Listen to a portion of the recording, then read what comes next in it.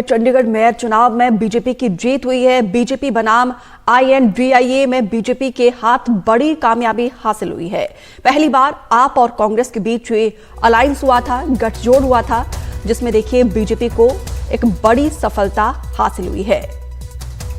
पहली बार यहां पर आपको बता दें कि सिटी ब्यूटीफुल चंडीगढ़ का ये मेयर का चुनाव बेहद रोचक हो चला था, क्योंकि आम आदमी पार्टी की सरकार है पंजाब में, और ऐसे में आम आदमी पार्टी और कांग्रेस की तरफ से हाथ मिलाकर इस चुनाव को लड़ने के लिए ताल ठोका गया था।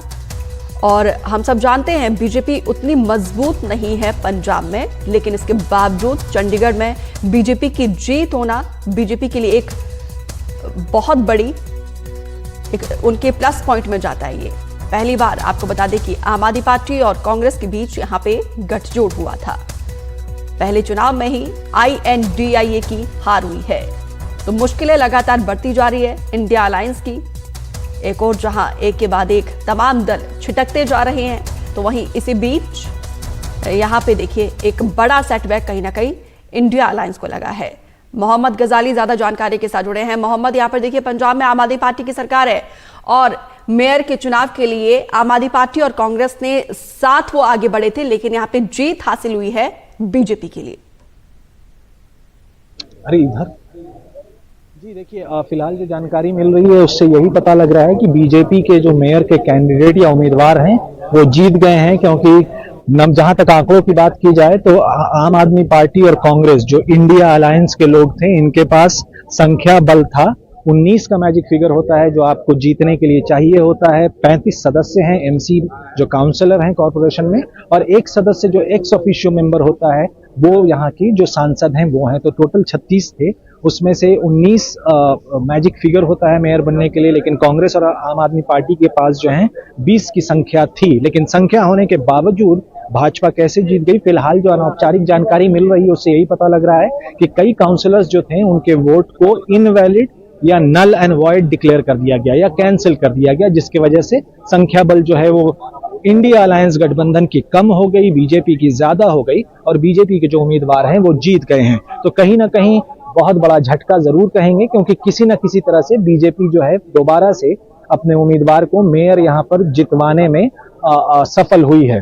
अब आगे क्या प्रतिक्रिया होती है, क्योंकि अगर आप देखें तो हाई कोर्ट के आदेश के अनुसार काफी सुरक्षा है। कोर्ट ने पहले ही कहा था कि कोई भी काउंसलर अपने सपोर्टर्स के साथ अंदर नहीं जा सकता है। फिलहाल औपचारिक जानकारी आना बाकी है। मोहम्मद गजाली, लोकसभा चुनाव के मुहाने पर हम खड़े हैं और आम आदमी पार्टी यहां पे अकेले चुनाव लड़ने का पहले से दावा कर चुकी है। इंडिया अलायंस के लिए कितना बड़ा सेटबैक है और बीजेपी के लिए कितनी बड़ी जीत है?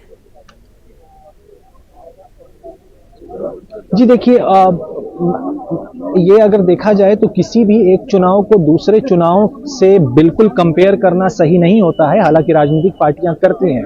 यहाँ जो काउंसलर के चुनाव हैं उसका नेचर जो है वो लोकसभा चुनाव से बहुत अलग होता है, लेकिन जो एक एक्सपेरिमेंट किया था कांग्रेस और आम आदमी पार्टी ने कि साथ जुड़कर चुनाव लड़ते हैं, उसके अनुकूल परिणाम तो नहीं आया। अब दोनों ही पार्टियों का रुख देखना होगा कि वो क्या चाहती हैं।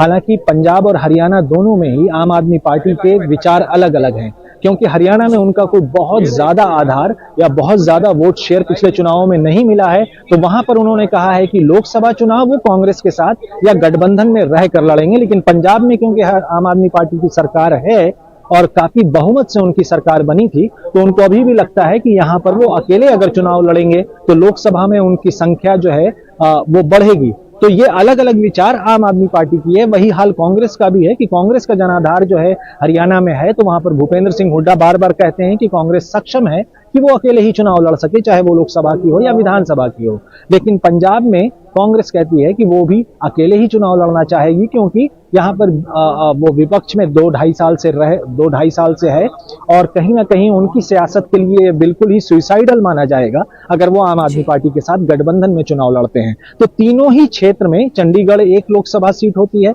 हरियाणा में 10 है और पंजाब में 13 है। तो तीनों ही इलाकों में जो है लोकसभा चुनाव में गठबंधन होगा या नहीं होगा, उस पे आज के चुनावों के परिणामों का असर जरूर पड़ेगा।